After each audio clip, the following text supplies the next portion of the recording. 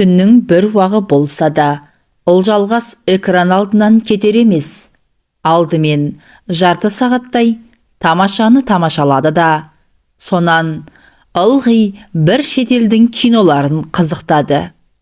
Әсіресе бірін-бірі тырдай етіп шешіндіріп, көлдей төсекке жата кеткен екеудің әрекетін көрген соң мазасы кетті. Жүрегі атқақтай соғып, екі беті дуылдады. Алғашқыда осындай иятсыз киноларды неге көрсетеді екен деп ойлаушы еді. Енді тағы да жалғастырса қайтеді екен деген тілегін іштей айтып қалды. Бірақ телевизордың барлық каналын сүзіп шыққанымен ондай көріністі кездестіре алмады.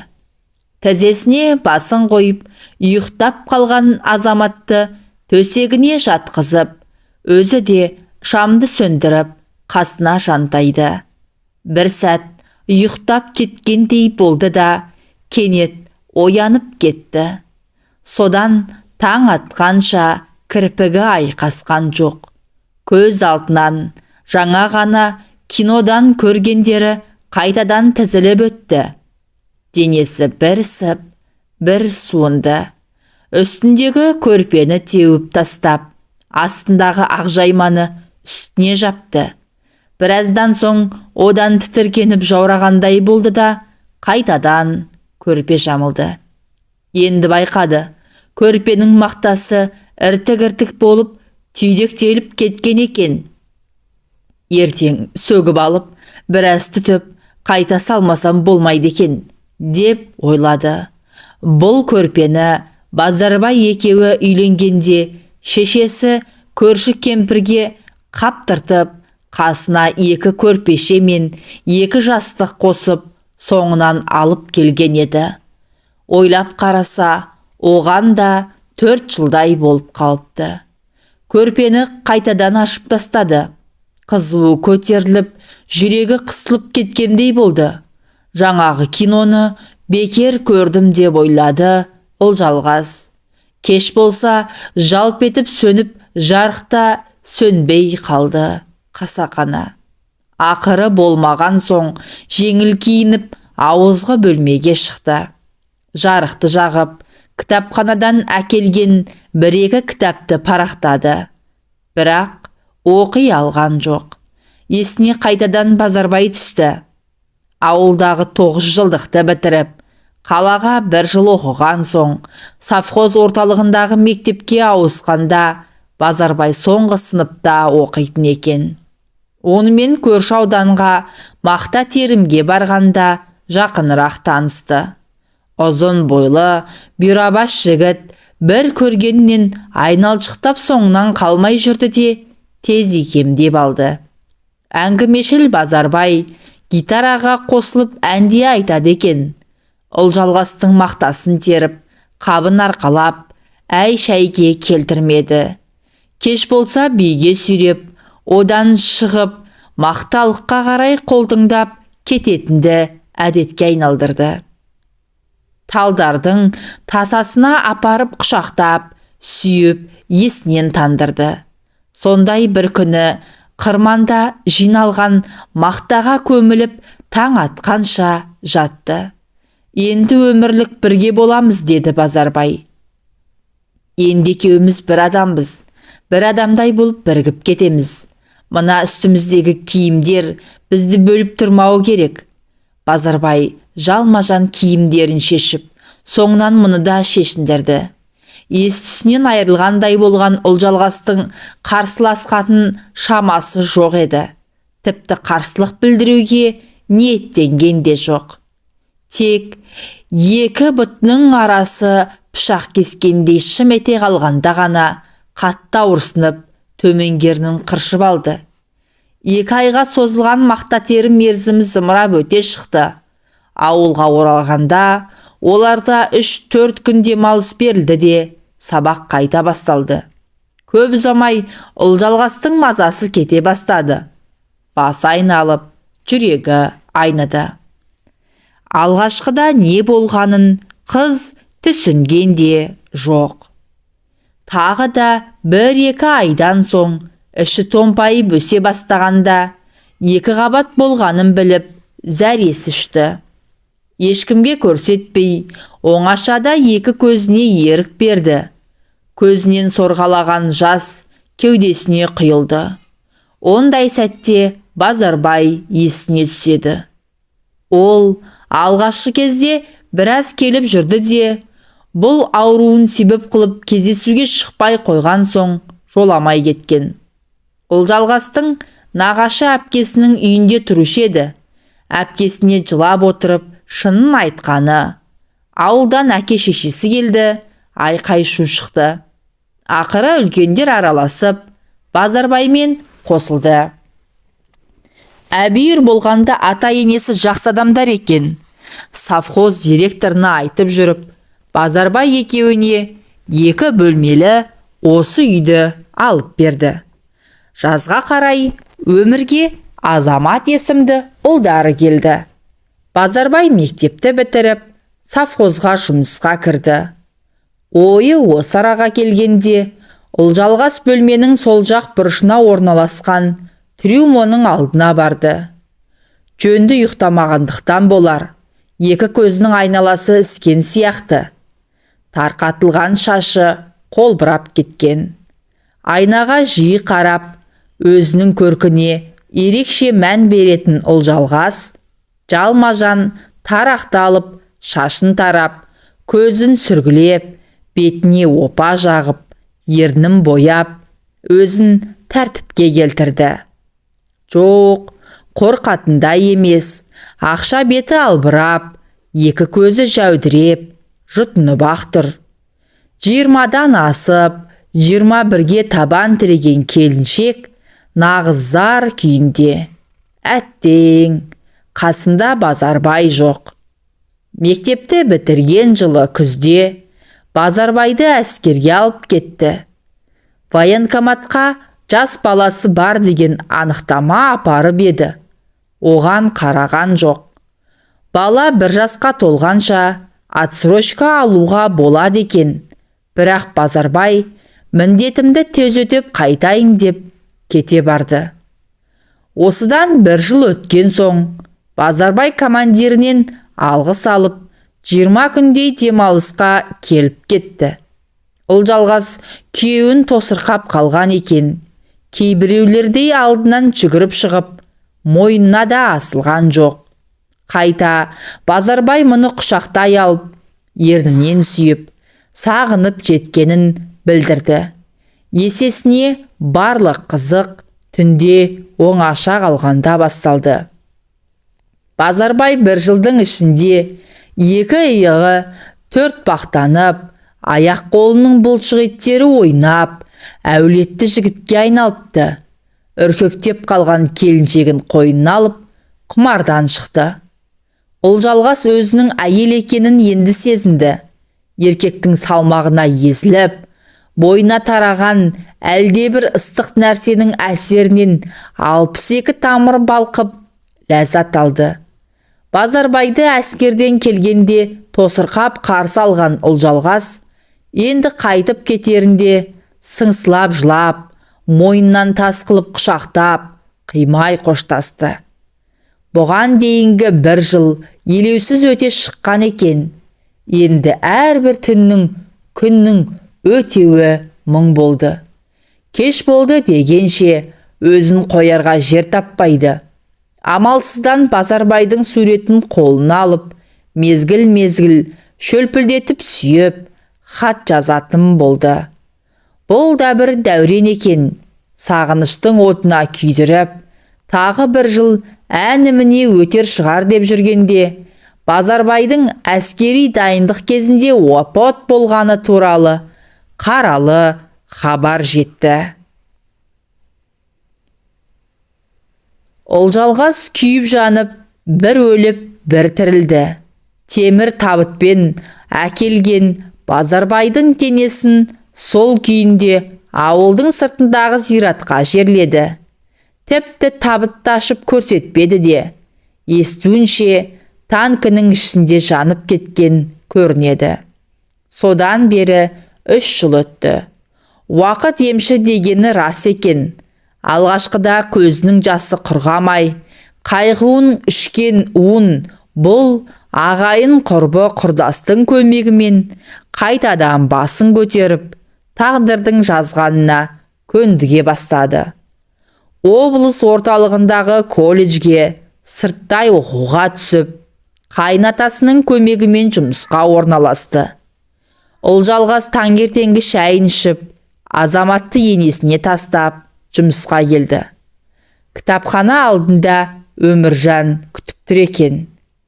Сәлем бердік, деп амандасты. Сен өзі күннен күнге әдем болып бара жатсың ба? Енді қайт дейсің? Саған ұқсап, сөлбірейіп жүре берейін бе? Мен басы бос әйелмін. Еркектердің көзіне түсуім керек дегендей. Өміржан не дерін білмей қалды. Шамасы мұндай жауапты күтпеген болу керек. Есікті ашып екеуі ішке кірді. Өміржан оқыған кітабын өткізіп, кітап сөрелерін ақтарып жүріп, тағы біреуін алды. Оны мұны айтқан болып, сипақтап, біраз жүрді. Ақыры, бүгін кешке қайда боласың? Деп сұрады. Қайда болушы едім? Үйде боламын да, дейді бұл. Немене, киноға шақырайын деп педің? Жоқ, бүгін клубта кино болмайтын күн ғой. Жай, әншейін сұрадым. Жалпы, Өміржан момын жігіт. Жоғары білімді, мектепте мұғалім болып істейді. Әлі үйленбеген. Күнде болмаса да, кітапханаға күнара келеді. Дәл бүгінгідей ерте келіп, Ұлжалғасты күтіп тұрады. Оның осылай келіп кетуі соңғы кезде Ұлжалғастың ызасын келтіре бастады. Онда мен кеттім, деді Өміржан. Кетсең, жолың болсын. Қайтып келмесең де болады деп айта жаздады. Өміржан маған сөз салатын шығар деп дәмеленіп жүрді ол. Келген сайын мұны ұнататын кейіп танытады. Әр нәрсені сұрайды. Әзілдескен болады. Одан әріге бармайды. 30-ға жақындаған сүрбойдақ мына түрімен әл талай жүретін шығар. Ыстық суығы бірдей әрі-сәрі жүретін осындайларды Ұлжалғастың әкесі Наурыз көже деп атайтын. Сірә Наурыз көженің тегін әрі ыстық болмайтынын меңзесе керек. Кітапханаға біреу қуғандай болып, екі бала кірді. Менің атым Қожаны беріңізші, деді бірі. Өздері де қожадан айнымайды. Ұлжалғастың көңілі көтеріліп, жүзіне күлкі үйірілді. Балалар шығып кеткен соң, Жидекүл апай келді. Ұзақ жылдар мектепте мұғалім болған қария кітап оқудан жалықпайды. Кезінде Ұлжалғастарға да тарихтан сабақ берген. Хал жағдай сұрасып, іш тартып тұрады. Басқа түскен пәлекетке мойыма, әлі ақпағың ашылар, басың жас қой, дейді. Аңдамай, тағы да бір нәрсеге ұрынып жүрме, деп қосып қояды. Мезгіл түске жақындағанда, совхоз директорының хатшысы келіп, бастыққа шақыртып кетті. Директор өткенде кітапханаға келіп, кітап қорын көріп, бөлменің сықырлаған еденін басып, байқап, қандай жәрдем керектігін сұрап кеткен. Мүмкін сол мәселемен шақырған болар. Әлде кітапхананы аралай жүріп, оның үсті басына қарағыштап, екі көзімен ішіп жеп кетіп еді, кім білсін. Ұлжалғас кабинетке кіргенде, бастық орнынан қарғып тұрып, оның қолынан алып, қарсы алдына отырғызды да. Халің қалай айналайын, деді. Жаман емес. Кітапханаға келушілер бар ма? Әрине, бар. Айлық алып тұрасың ба? 3 айдай болып қалды. Ақша жоқ деп бермей жатыр ғой. Иә, ақша жағы қиын болып тұр. бірақ саған бергіздіремін. Осыны айтып директор орнынан тұрып кетті. Аяғын жай басып, Ұлжалғастың жанына келді де: саған айтайын дегенім, аудан басшылары кітапхананы жабу туралы тапсырма берді. Балабақшаны, клубты, тіпті медпунктті де жабуға тура келіп тұр. Әрине, саған қиын болатынын түсінемін. Сондықтан, егер мақұл десең, хат жетіп алайын. Түбінде мен қайда болсам, сен қайда боласың. Жалғыз қыдырмаймын, деп тоқ еткізді. Ұлжалғас директордың көкейіндегіні бірден түсінді. Елуді еңсерген қамқоршы көкеге қалай тойтарыс беруді ойлады. Хатшы қызыңыз бар емес пе? Оны босатып жіберейін. Ойланып көрейін, ата-енеме айтайын, деді ол аузына басқа сөз түспей. Директордың кабинетінен шығып, кітапханаға келген соң, келіншекті қалың ойлар қамап алды. Сонда директордың не ойлағаны бар? Мұны өзіне қуыршақ етіп алмақ па? Қаншалықты қамқорлық көрсетпекші? Жоқ, бір қызықтап, далаға тастап кетпек пе?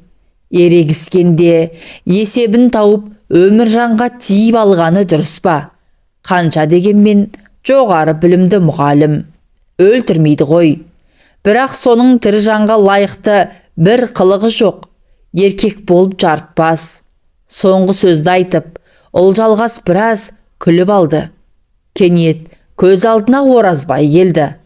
Айтпақшы, ары өткенде бер өткенде, түйедей тракторын қаңтарып қойып, 15 минутқа кіріп шығатын сабаз соңғы кезде неге жоқ болып кетті? Оның есіне қылмиған қатыны күйеуін аңдып, құлағын түріп, 2-3 рет келіп кетті. Түк білмегендей, біздің Қарадау қандай кітап оқып жүр, дейді іштей. Өзің сұрамайсың ба? Дейді күбірлеп ол. Зымыра, япырмай, Құдай-ай, Құдай сүйер бұл қылығы болсайшы, зымияндығы бетіне шығып тұрады.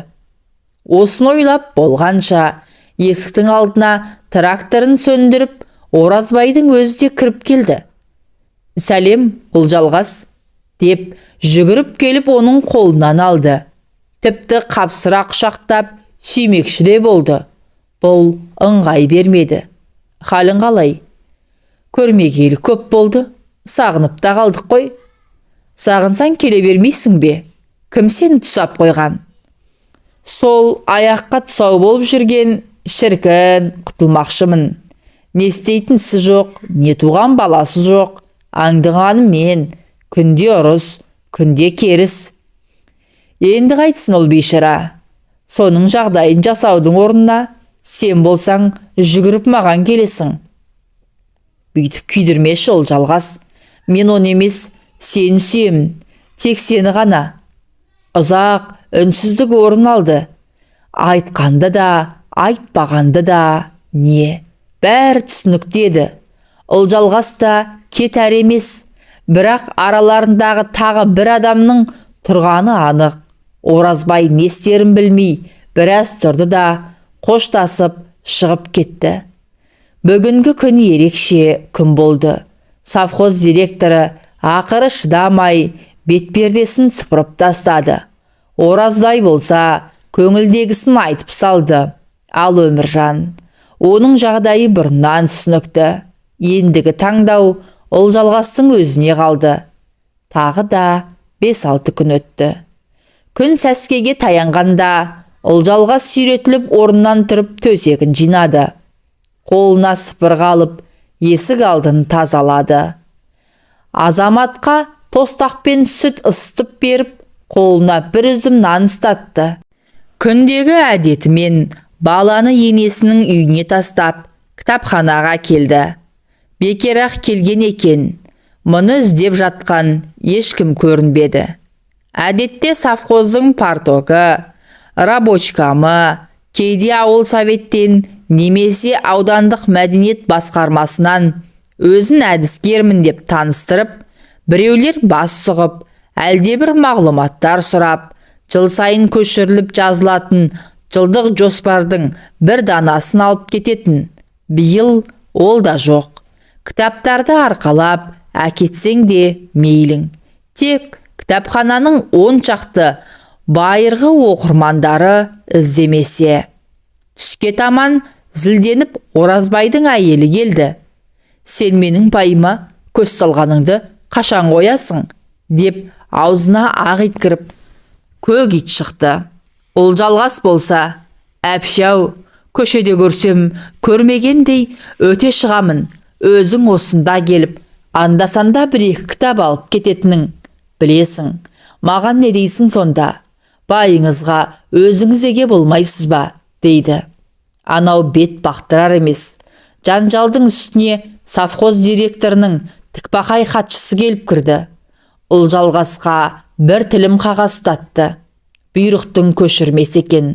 Онда штат кестесінің қысқаруына байланысты кітапханашы Мәмбетболова Олжалғас қызметтен босатылады деп жазылыпты. Енді қарайлайтын еш нәрсе қалған жоқ. Есікті құлттап сыртқа шықты. Ауа райы бұзылып, өкпек жел соғып тұр екен. Қаптаған қара бұлт жөңкіліп барады. Олжалғас үйіне қарай лібіп келеді. Жол жөнекей ата енесіне бұрылып, азаматты да алмады. Үйге кіріп, есігін іштей іліп алды да, шешінбестен төсегіне құлап кетті. Қыстығып ұзақ жылады. Әлде кімдерге лағнет айтты. Бірақ кімге? Көз алдына тағы да Базарбай келді. Тыныш қана оқып жүрген қызды азғырып, ақыры бір баласымен тастап, елден бұрын әскерге кетіп, жоқ, Базарбайға тіл тигізбеймін. Ол өзіне өзі өлім тілемейді. Жоқ, Базарбайдың кінәсі жоқ. Онда Өміржан кінәлі. Ол неге Базарбайдай бола алмайды? Түріне қарасаң әп-әдемі жігіт. Бірақ сондықтан да ол суып қалған наурыз көже, шірік. Анау директор совхозды таратып жеп, енді мұның да дәмін көріп, түкіріп тастамақшы. Арам. Оразбай, жігіт ақ қой, ақ көңіл. Анау қайтынға қайдан тап болған екен? Бақытсыз еркек. Өзін бақытты ете алмаған жанға өзгені бақытты етер ме? Бұған үлкен бақыттың да керегі жоқ. Өз оққан кітаптардай махаббат та күтпейді. Мұның білуінше, шынайы махаббат иелері бақытты бола алмайды. Олжалғасқа салса, тек әншейін өзін ұнататын, отбасына адал, азамат екеуін асырап сақтайтын ден сау еркек болса, бұл оған әдемі бір қыз туып берер еді. Күн кешкіріп, батуға айналды. Екі шекесі солқылдап, ауырып барады. Орнынан тұрып, киімдерін ауыстырды. Сыртқа шығып, беті қолын жуып, шай қойды. Таңертеңнен бері нәр тартпағаны есіне түсті. Табаға сарымай шыжғырып, 2-3 жұмыртқа жарып, тамақ ішті. Ойлап, таң атса, әке шешесінің үйіне қайтып көшіп баруға бекінді. Базарбай қайтыс болған соң-ақ, іле-шала әкесі келіп, көшіріп әкетпекші болған. Бірақ бұл Базарбай екеуі түтін түтеткен қуыршақтай үйлерін қимай қалып қойған. Енді қараса, еркегі жоқ үй азынаған ат қорадан артық емес екен. Әдеттегідей телевизорды да қоспады. Алдамшы нәрсе. Өңкей бір ойдан шығарылған оқиғаларды көрсетеді. Мына өмірде оның біреуі де жоқ. Әсіресе анау шетелдік сериалдар. Үлде мен бүлдеге оранып, еріккен, ерегіскен жандар. Ал біздің елде әкім қаралардың алдында өтірік айтып, құлдық ұрған біреулер. Күтібініп мақтанатындар, бастықтар. Тура біздің совхоздың директоры дерсің. Олжалғас азамат екеуінің киімдерін түйіншіктерге түйді де, қалған заттарды ертең жинастырам деп шамды сөндіріп төсегіне жатты. Артыншақ есік қағылды. Жалма-жан үстіне кереует басына ілінген халатын жамылып есікті ашты. Оразбай екен. «Нағып жүрсің?» деп сұрады Олжалғас. «Аш есіңді, айтатын әңгіме бар. Ертең айтасың. Бүгін кеш болып қалды. Үйде ешкім жоқ». «Жоқ, ертеңді күте алмаймын. Бүгін айтуым керек. Аш есігіңді». Одан сайын қаттырақ қақты. Олжалғастың жүрегі дүрсілдеп кетті. Не істерін білмеді. «Үйіңе қайт. Ұят болады. Үйде ешкім жоқ», деді тағы да. Бірақ ешқандай ашу шақыра алар емес. «Аш есігіңді», деп Оразбай иығымен итеріп қалғанда жіңішке ілгек жұлынып кетіп, сыңғыр етіп еденге түсті. Есік айқара ашылып кетті. Оразбай ішке кіріп, есікті тарс еткізіп жапты да, бүрісіп тұрған Олжалғасты құшақтай алды. «Мен саған келдім», деді алқынып. «Бір жолата келдім». Олжалғастың бетінен, мойнынан, маңдайынан шөлпілдетіп сүйе бастады. Есінен тана жаздап, еркінен айырылған келіншекті құшағына алып, дірілдеген ерніне жабысты. Олжалғастың халаты сыпырылып, жерге түсті. Кенет Оразбай Олжалғасты қаңбақша көтеріп алып, бүйірдегі кереуетке жатқызды да, үстіне қона кетті. Екеуі таң атқанша көзілген жоқ. Жан алып жан берісті. Олжалғастың кеудесі қысылып, кейде ауа жетпегендей болды. Бірақ шыдады. Әлсін демдерін алып, әңгімелерін пісірді. Оразбайдың әйелмен қайта-қайта жанжалдасып, ақыры сұраған көрпе төсегін, мал мүлкін бір мәшинеге тиеп, ауылына апарып тастаған бет екен. Енді біраз күн есін жиып, қасына ағасын ертіп, Олжалғастың әкесінен алдынан өтуге бармақшы. «Азаматты қайтеміз?» деді Олжалғас батылсызданып. Ондай жігіт өзіме де керек», деді Оразбай жұлып алғандай. Олжалғастың көзіне бұрқ етіп жас үйірілді.